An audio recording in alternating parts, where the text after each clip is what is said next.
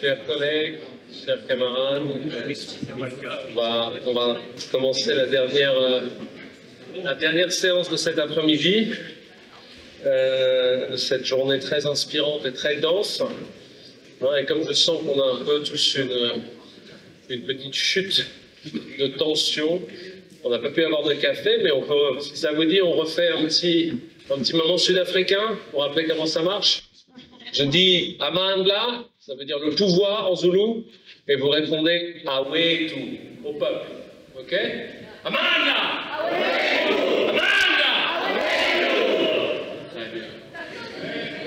Bien meilleur, bien meilleur. Bon, si on était vraiment en Afrique du Sud, là on continuerait, on ferait un truc comme Viva quel manifesto, viva! Voilà. On y arrivera.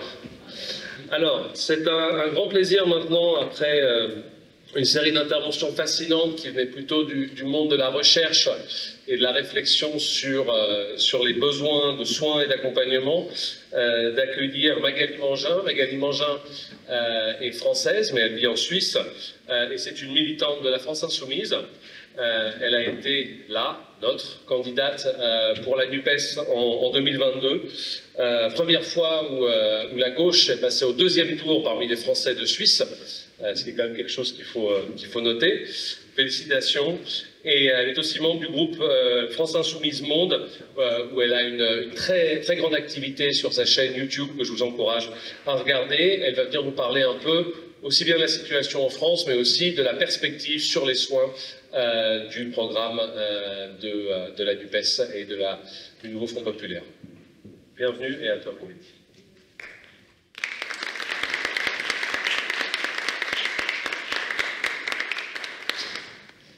Mesdames, Messieurs, imaginez-vous arriver au moment de placer vos aînés, parents, grands-parents en maison de retraite. Cette décision est souvent humainement très difficile et se fait à la suite d'un long déni.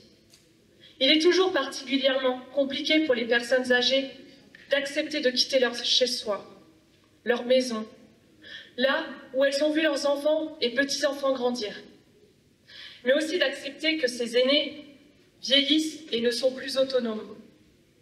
Imaginez-vous qu'en plus de cela, les tarifs que l'on vous propose soient exorbitants et se situent entre 2 500 et 12 000 euros par mois.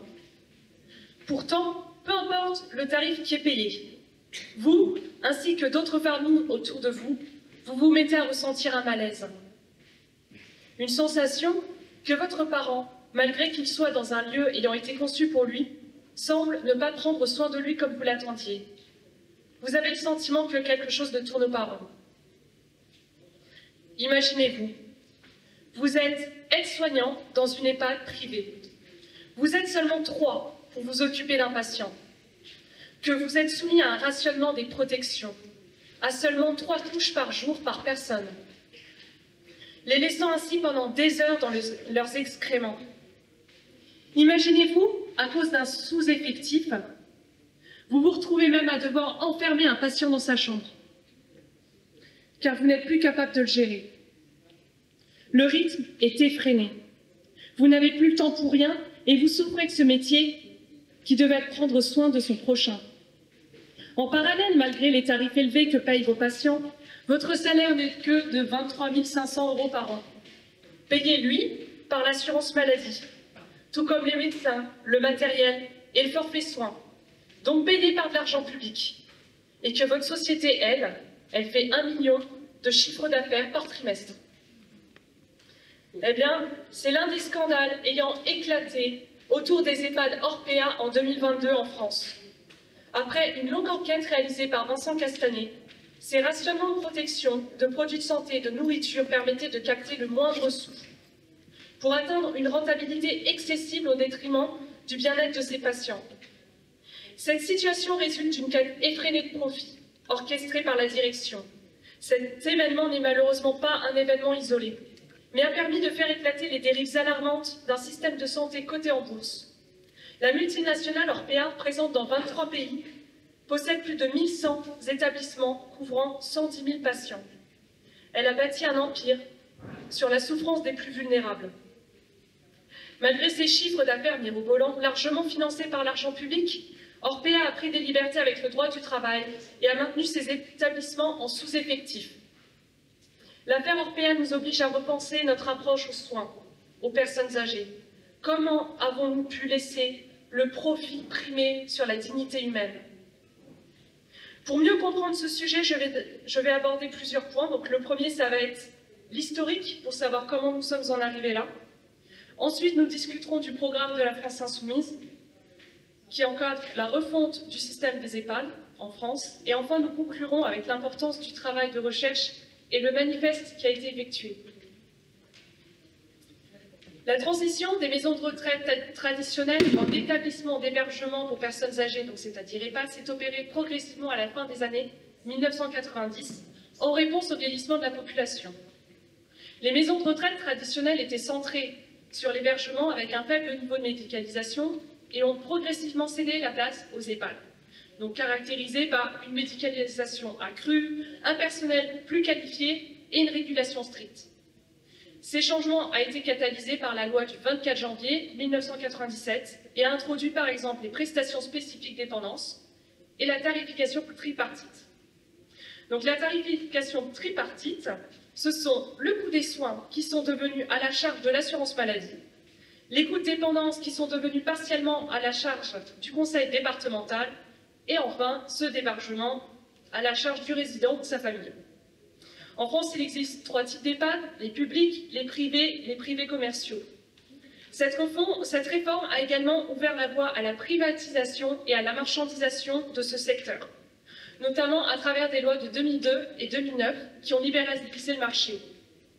Cela a permis à des groupes privés, à but lucratif, de dominer le marché, introduisant une logique de rentabilité qui a pu entrer en conflit avec les besoins des résidents. La financiarisation des EHPAD sont gérées par des multinationales ou des fonds d'investissement a conduit au développement de l'expression d'or gris. Cette expression est perçue comme immorale et scandaleuse car en fait elle déshumanise les personnes âgées au profit d'une simple opportunité économique. Le moyen d'obtenir le maximum de profit à leur égard résulte dans le fait d'imposer des coûts élevés des loyers aux résidents bien au-delà des retraites moyennes, en détendant ainsi les personnes, mais aussi en économisant sur les soins, le personnel et pouvant mener à ce type de scandale.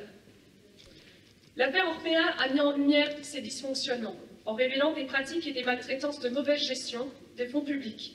En réponse, des réformes ont été mises en place, évidemment, pour renforcer les contrôles et améliorer la transparence.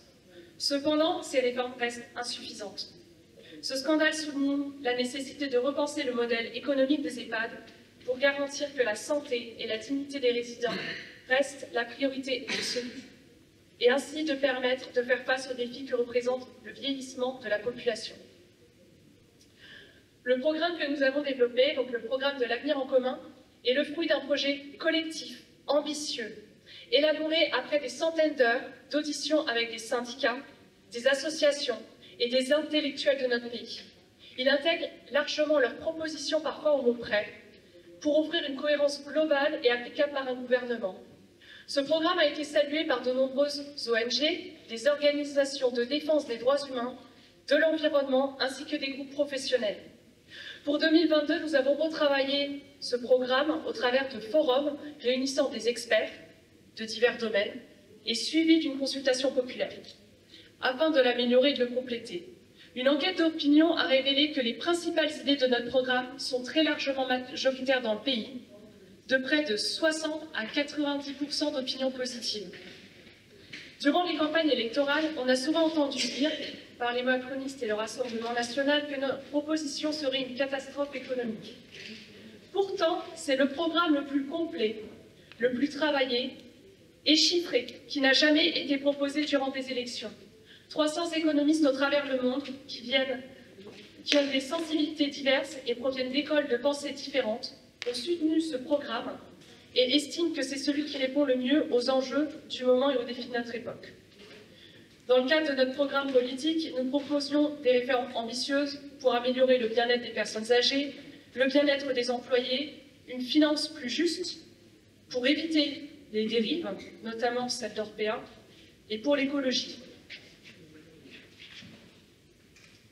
Avec la formation de la NUPES en 2022, un programme commun a été élaboré avec nos partenaires, donc l'EPS, le PCF, Génération AS et les Verts. Et on s'est mis d'accord pour 650 propositions. Dans cette première alliance, nous avons eu 3 propositions au niveau du domaine des soins qui ont fait l'unanimité. La réouverture des EHPAD publics pour assurer un service de proximité, l'ouverture de places d'EHPAD ainsi que la revalorisation des métiers et des salaires, et la sortie du T2A, c'est-à-dire la tarification à l'activité et la politique du chiffre. En 2024 ont eu lieu les élections européennes, plaçant le Rassemblement national en tête. À la suite de l'annonce de ces résultats glaçants, le président de la République a dissous l'Assemblée nationale sur un coup de tête, en évoquant avoir, je cite, « entendu le peuple ». Il n'a laissé le temps le plus court, c'est-à-dire seulement 3 semaines, pour établir des nouvelles élections, ne laissant à la gauche qu'un moment restreint pour établir un programme commun avec cette nouvelle alliance. Face à la gravité de la situation et le risque de basculement du pays à l'extrême droite, toute la gauche s'est réunie et a élaboré un programme de 150 propositions en 2 jours, dont la création d'une grande loi santé contenant un plan de recrutement des professionnels soins et médico-sociaux, médecins, infirmiers, aides-soignants, personnel administratif et de revalorisation des métiers et des salaires. Coup de théâtre, avec l'une des plus fortes participations à des élections, le peuple a placé le nouveau Front populaire en tête, en première force du pays. Dans une démocratie saine, s'installe alors normalement une cohabitation. Le président doit nommer le Premier ministre choisi par la plus grande force et les laisser gouverner. Depuis lors, le président s'accroche à son pouvoir comme une moule à son rocher et repousse sans cesse la nomination de la Première ministre que nous avons pourtant choisie à l'unanimité, Lucie Castet. Et il empêche ainsi l'établissement de notre programme social et écologique pour lequel le peuple s'est exprimé, laissant ainsi le pays dans une instabilité politique. J'ai été particulièrement intéressée par le projet de recherche qui a été établi par l'équipe de Nicolas Pompignan, avec la mise des salariés au cœur de la promotion des soins de qualité. En France, comme en Suisse, le secteur des salariés, le secteur des soins de longue durée est en crise, à cause d'un turnover très élevé, donc environ 30%. Ce turnover, comme évoqué dans le projet de recherche, est lié à différents facteurs. Les bas salaires, la non-reconnaissance de l'expérience, un sous-effectif et une imposition d'un rythme en total décalage avec les besoins des soins à la personne, faisant perdre de vue l'essence même d'un travail basé sur l'empathie. Ce travail est un outil précieux, car il a permis que les experts de leur propre domaine puissent évaluer quels sont les grands axes pour l'établissement de décisions politiques en adéquation avec les problématiques de terrain. Ce type d'études sont la base pour faire évoluer nos sociétés et mieux comprendre les situations réelles. La France insoumise est particulièrement friande de ce genre d'études, car nous estimons que la politique doit être faite par le peuple et pour le peuple. Depuis plusieurs années, nous réalisons ce que nous appelons des ateliers des lois, ouverts à tous citoyens français.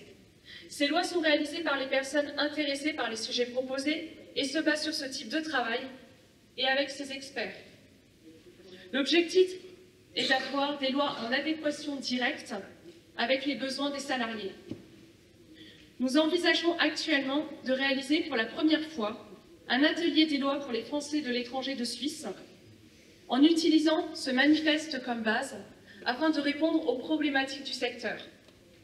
Car les problématiques partagées de part et d'autre de la frontière dans le domaine des soins sont les mêmes. Nous espérons ainsi mettre nos forces en commun avec vous, ainsi que les politiques suisses partageant nos idées humanistes et sociales, pour établir les changements nécessaires de cette branche et ainsi répondre efficacement aux difficultés à venir face à la croissance de la demande des soins de longue durée et aux changements climatiques qui viennent. L'objectif serait de rendre la main aux travailleurs eux-mêmes pour qu'ils s'épanouissent et puissent gérer eux-mêmes leur travail avec l'expérience précieuse qu'ils ont développée et que les attentes de leur métier soient répondues. Cela permettrait non seulement de rendre leur emploi plus attrayant, plus efficace, plus épanouissant, mais aussi plus fort et en phase avec l'accueil des personnes âgées. Merci.